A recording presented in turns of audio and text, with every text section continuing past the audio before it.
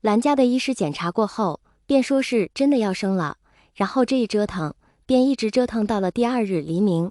魏无羡腹中向来都乖巧安静的孩子，却还是磨磨蹭蹭不肯出来。天色渐明，魏无羡躺在榻上，偏过头望了眼坐在身边一直握着他的手，表情显得异常凝重的蓝忘机，抬起一直抓着被子的另一只手，勾起那人落在榻上的一角衣袖捏在手中，低唤了声蓝湛，蓝忘机便马上凑近了身子，气息听起来有些不稳，伸手极轻柔地拭去他额上的冷汗，沉声道：“魏婴，就快了。”魏无羡勾了下唇，勉力朝他露出个笑来，又忍不住深深皱眉，脸色几经变化，终是颤声说道：“好疼，抱抱我。”蓝湛、蓝忘机一言，俯下身子轻轻环住他。魏无羡微微动了下身子，往他怀里靠了靠，离得近了，一直萦绕着他的那股淡淡檀香味更重了些，让魏无羡顿时觉得身上稍微舒服了些，又将脸埋进蓝忘机的胸口，默默忍受愈演愈烈的疼痛。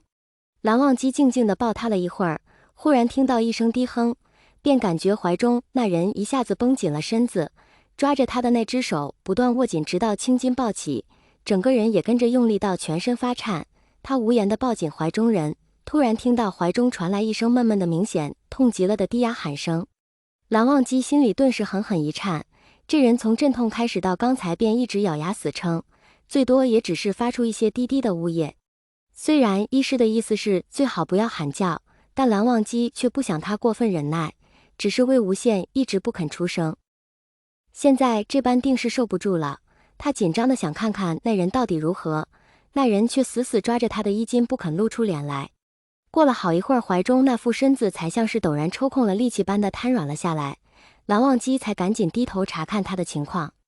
魏无羡满脸的冷汗，看去整个人都是懵的，靠在蓝忘机怀里低喘了好半天，才稍微缓过劲儿来，半睁着眼道：“蓝湛，他好像要出来了。”蓝忘机转头看了一眼，低头用嘴唇轻轻碰了碰自家道里的额头，只觉得眼睛酸涩，在开口时声音都不自觉发了颤：“魏婴，再坚持一下。”门外的院子里的小辈们从傍晚等夜中，又从夜中等到黎明拂晓，害怕、紧张、担忧、急切各种情绪都尝了个遍，愣是没等到小师弟出声。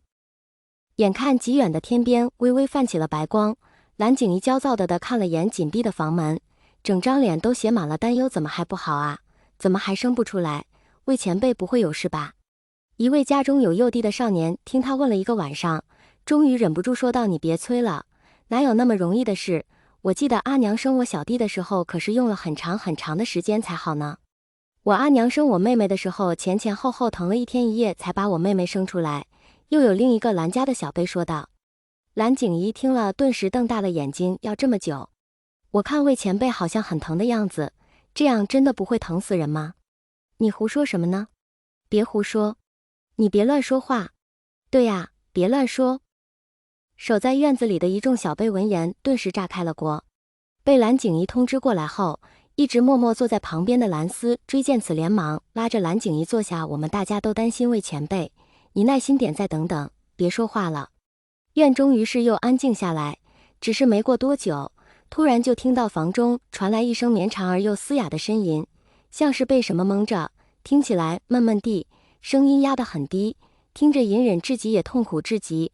要不是在场的都是修道之人，云深不知处又向来安静，几乎不会有人听到这一声。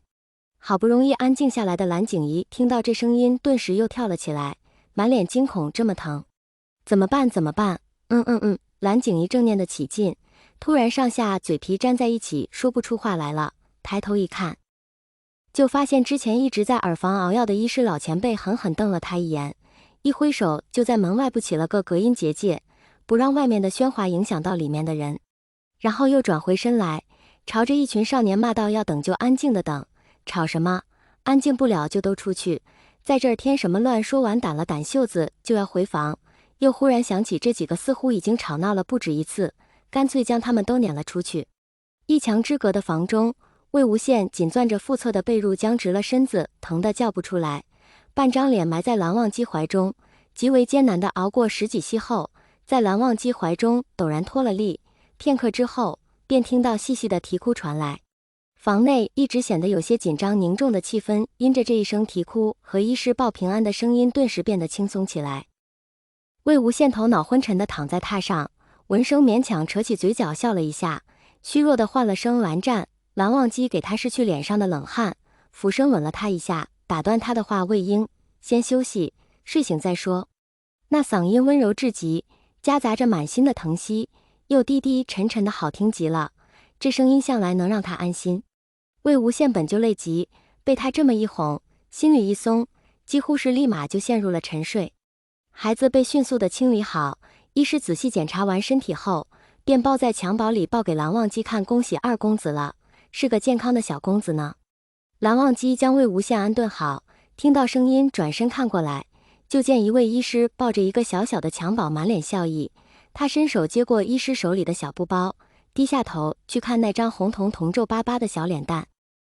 小人还没有睁开眼睛，这会儿闭得紧紧的，只剩一条小肉缝，抿着小嘴巴安安静静的睡着，完全看不出这小东西刚才还哭得震天响的样子。蓝忘机看得有些入神，又听旁边一位老医师笑道：这孩子磨了这么久，倒真是选了个好时候，好天气。蓝忘机抬头往窗外看去，姑苏已是连续多日的阴云蔽日，不见天光，此时屋外却长空澄碧，明澈如洗，看得人心都亮堂起来，果真是个云开见日，西景绚丽的好天气。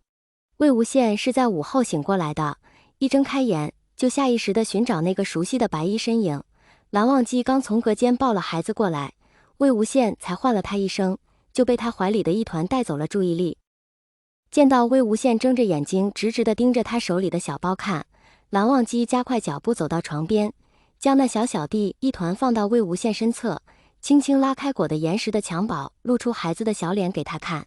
魏无羡抬起手碰了碰那张红彤彤的小脸蛋，又担心给人弄醒了要哭，便收回手，就只是这么看着。蓝湛是男孩，知道他要问什么。蓝忘机答道：原来真的是个小蓝公子啊。魏无羡笑了笑，忍不住又轻轻摸了摸从襁褓里钻出来的小拳头，看了又看，才说到：蓝湛，你说我们叫他什么好呢？我之前想了那么多名字，可思来想去又总觉得不够好。魏，从心，魏生。蓝忘机握住他放在襁褓上的手，轻声说道：魏，蓝魏。魏无羡将这两个字低低念了几遍，突然笑起来，看着安睡的小人儿，轻声道：安也，居也，是我心安，就叫蓝魏，魏儿。魏儿。蓝忘机专注地看着床上的这一大一小，随声低低应和：10年生死两茫茫，知否？愿否？愿否？恨否？知悉？愿悉？不愿？不恨？足未平生。